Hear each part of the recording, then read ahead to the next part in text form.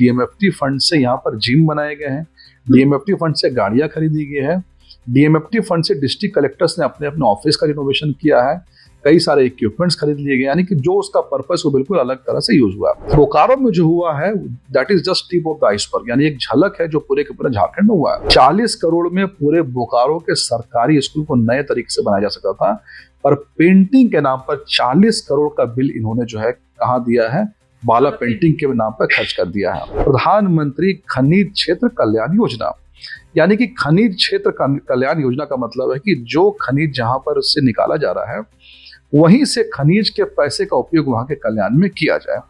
और इसके तहत एक फंड बनाया गया डीएमएफटी फंड। स्कैम के आने के बाद भी जो है सरकार की तरफ से कोई भी कार्रवाई अभी तक जो नहीं हुई है, और ये दिखाता है कि झारखंड की अब वह सरकार जो बार बार अपने आप को आदिवासियों की हितैषी बता रही है, वो आदिवासियों के फंड का किस तरह से दुरुपयोग कर रही है। डीएमएफटी फंड मामले में अब भाजपा क्या आगे कदम उठाने वाली है? पत्रकारों की टीम गई कि जो एजेंसी इनको ट्रेनिंग दे रही है, तो उस एजेंसी के बाहर जो वो ताला लटका हुआ है, यानी वो 1 लाख रुपए भी ऑन पेपर केवल दिखाया गया, और इस तरीके से 60 करोड़ का बिल जो बनाया गया। ऐसी कोई भी स्कीम जिससे सरकार वो स्कीम निकाले जिससे कि लोकल लोग या फिर यहाँ के जो मूलवासी आदिवासी है उनको से रोजगार मिल सके या फिर वो उसमें कुछ कमा सके, तो उनको थ्रैश करके बड़े बड़े कॉर्पोरेट हाउसेस को दिया जा रहा है।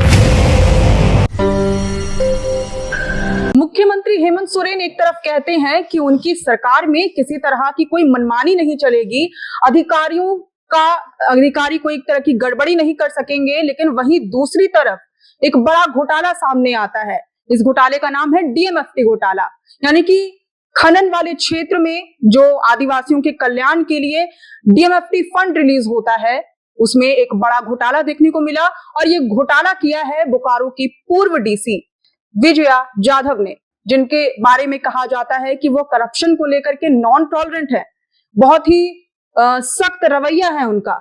लेकिन उन्हीं के कार्यकाल में, यानी कि वित्तीय वर्ष 2024-25 और 25-26 वाले कार्यकाल में जब वो डीसी रही बोकारो की, उस समय ये बड़ा घोटाला देखने को मिला। हालांकि अब ये घोटाला क्या है, इसके बारे में थोड़ा विस्तार से हम जानेंगे। हमारे साथ फिलहाल मौजूद हैं भाजपा प्रवक्ता अजय शाह। क्या कहना चाहेंगे सर इस घोटाले के बारे में? देखिए, घोटाला जो है थोड़ा सा अलग तरह का घोटाला है, और झारखंड के कॉन्टेक्स्ट में ये थोड़ा यूनिक हो जाता है क्योंकि झारखंड जो एक माइनिंग स्टेट है। देखिए, सबसे पहले हमें समझने की जरूरत है कि जो फंड की हम बात करें, इस फंड में इतना बड़ा स्कैम हुआ, वो फंड क्या है बेसिकली। तो आजादी के बाद से हमारे देश में बहुत सारे ऐसे डिस्ट्रिक्ट्स है जो कि माइनिंग डिस्ट्रिक्ट्स है, और पूरे के पूरे देश में झारखंड लगभग 40% जो है माइनिंग का काम देता है, मिनरल्स। तो झारखंड के लगभग सारे डिस्ट्रिक्ट जो है वो माइनिंग, यहाँ पर कुछ ना कुछ माइनिंग यहाँ पर होता है। तो आजादी के बाद से